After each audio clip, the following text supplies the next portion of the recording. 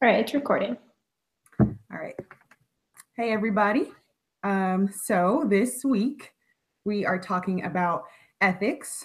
We're going to define it, discuss how ethics shapes leadership, and how ethical behavior is related in public leadership or relations.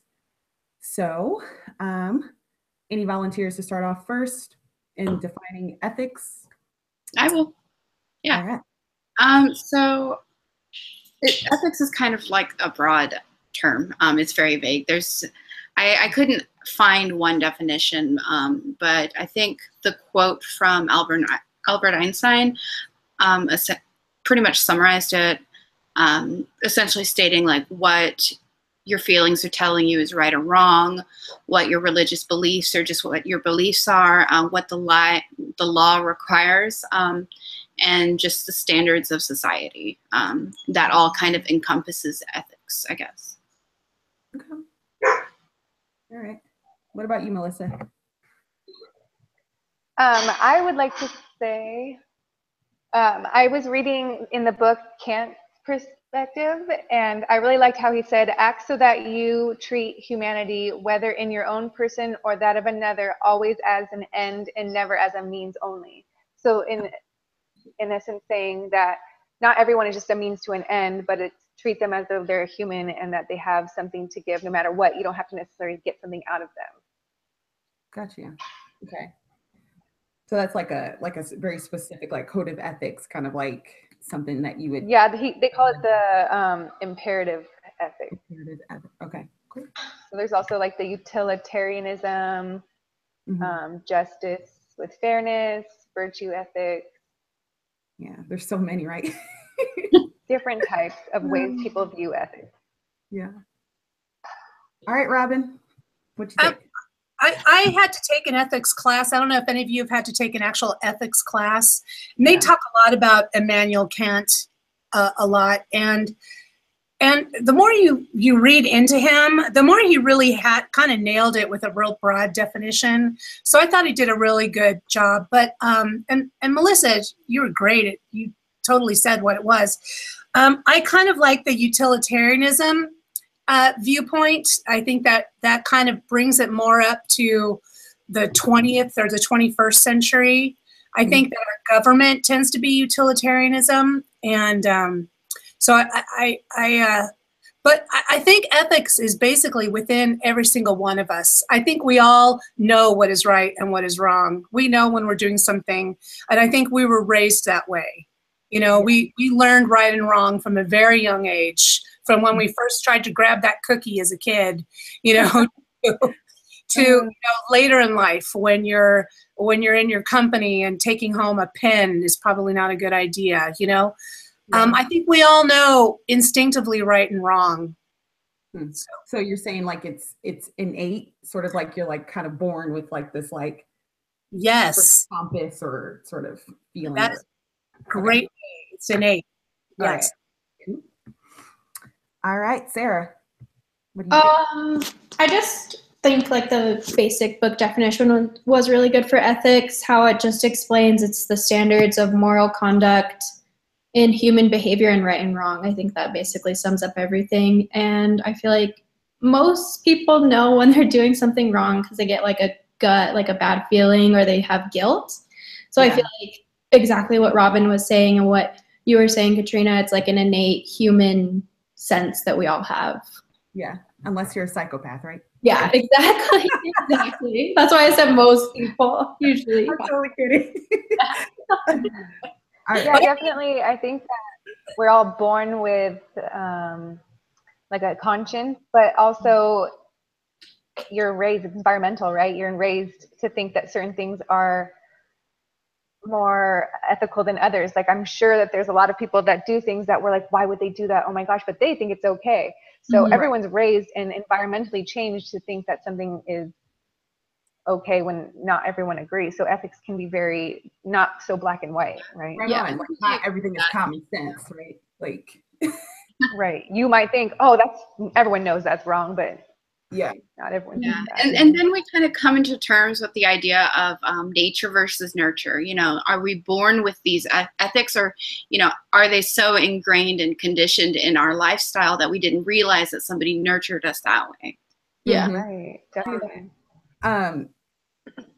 That brings me to sort of what I thought was really interesting about ethics. I just pretty much summed it up as like standards that influence the choices that we make, whether it's the law, whether it's your religion, anything, just a standard.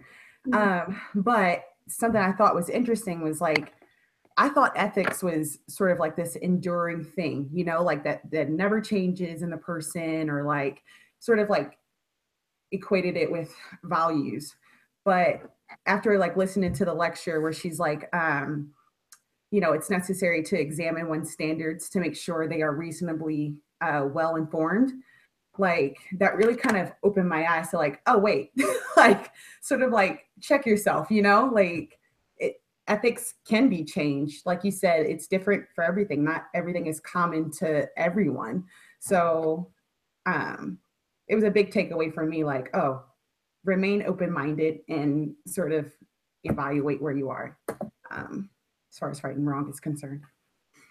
But yeah, good, ladies. How are we doing on time? We are 6.5 minutes. All right. How is ethics shaped in leadership? Or how does ethics shape leadership? And so I think that I'll go for it, Melissa. I think that ethics is definitely important in leadership because you're a leader. So people are looking up to you. You're supposed to be inspiring people and helping them to either grow to be a leader as well, or to at least have something to follow. And if you're not doing anything ethical, then you're going to create a very corrupt environment. So it's important for every leader to have some at least moral high ground, whether it's their own or ones that everyone agrees with. Yeah, most definitely. I like this quote from the book.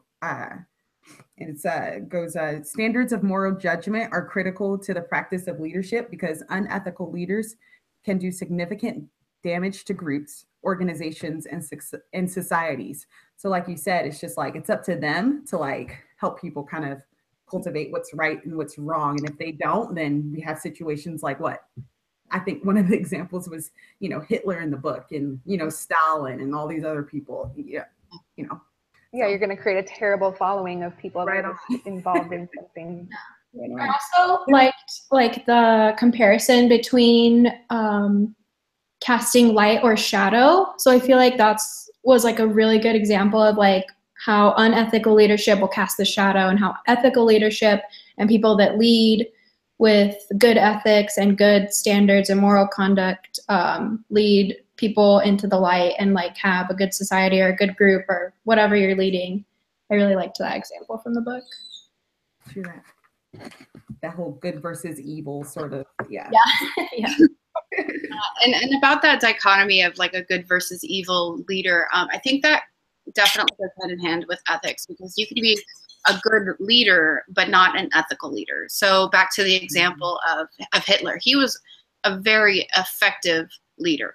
Mm-hmm. Not in the ethical sense in any means, but you can see where your ethics kind of holds down like the motivation and where you're gonna like lead your followers. And so I think ethics is very important in that aspect. Right on. It says who you are as a leader, right? Like, yeah, exactly. So yeah, like what you're trying to achieve, is it good or evil, right? Or somewhere in between, Yeah, you can motivate your followers, but in a sense, where are you driving them to? Mm-hmm. One of the things that's very interesting is that we view Hitler as a very evil person, and definitely his persecution of the Jewish people and the Polish people, terrible. It was just awful. But I wonder, at the time, were all the Germans who were living in Germany, were they thinking that he was an effective leader, making him a good leader? Of course. So it's all from your own, from a perspective. I'm sure that there are Muslim countries who look at our president, well, especially now, but I'm just saying, our president, and call him an evil man because, you know, he's from the West and he is from a democratic society and, you know, where women are supposed to be equal to men. I mean, there are cultures. I was just having to study about India, and India just still believe it's a very patriarchal society. They still believe man is the leader and women are second-class citizens, and that's the way it is. So, yeah. But for us, that is ethically wrong because we don't believe that way. But in India, that's their culture. That's yeah. That's I think sorry. No, go ahead, Joe. Oh, I think that goes back to Katrina's point in the beginning about keeping an open mind and really allowing your ethics to flow with the times. Yeah. Just as like we evolve as a people, so should our values, and not necessarily values, but you know, our ethics, I guess. I just want to say one additional thing. I found, and I have been a leader several times in my career, and I tend to have kind of more of a playful kind of personality where I'm kind of relaxed and loose, and I like to crack jokes. And I had to stop doing that because what I would say at meetings, even if I said something silly like, you know, oh, I love your dress. That looks so cute. You look so cute today. Or something like that, which was just being complimentary and, you know, whatever. That would suddenly get out and everybody would start saying that she's favoring people or she's telling people that they need to dress better. Or and it was just like, oh my gosh. Yeah. You know what? Like, you know, so I learned that I had to stop being playful. I had to try to stay as straight and as just level as possible so that I would not be perceived as someone who doesn't have good ethics. Do you know what I mean? I think there's something definitely to be said about that, because as a leader, everyone's watching you and everyone's waiting for something and looking for something. They are. And it doesn't matter. You could be the most positive person, have the best intentions, but people are going to see you as a leader and think, and read into everything you do. Like you said, it was a positive comment, but no one can take a positive out of it. Oh no, well, I'm not dressing good enough, or oh, she likes her better than me, or whatever. You know, there's always going to be something when you're a leader. Yeah. We have like 3 minutes left, or like 2 minutes left, so we should probably move on to the last question. Okay. How is ethical behavior reflected in public leadership? I think Melissa sort of answered that. Honestly. Yeah, I think we've been covering that kind of about like the presidency and how Robbin was talking about, you know, how everyone sees our country. Yeah, we covered that. I do find it very interesting. I just want to say that our president during the campaign, he was looked at as a very unethical man. A very unethical man, yet he still won the presidency. And I find that very interesting in our society, that we are now not upholding our public leaders to a higher standard, which I think is good. I think we should set up our public leaders to a higher standard, but this last election, it didn't quite go that way. Yeah, I think like presidential figures were usually thought of being as like the most ethical people to lead this country, but really both of the candidates had like questionable ethics. Right. It was more of like who was more unethical than the other. Yeah, exactly. Like which one are we just gonna throw in there? Yeah. Well, thank you, ladies, for your feedback and interesting conversation. Let's go ahead and shut this down.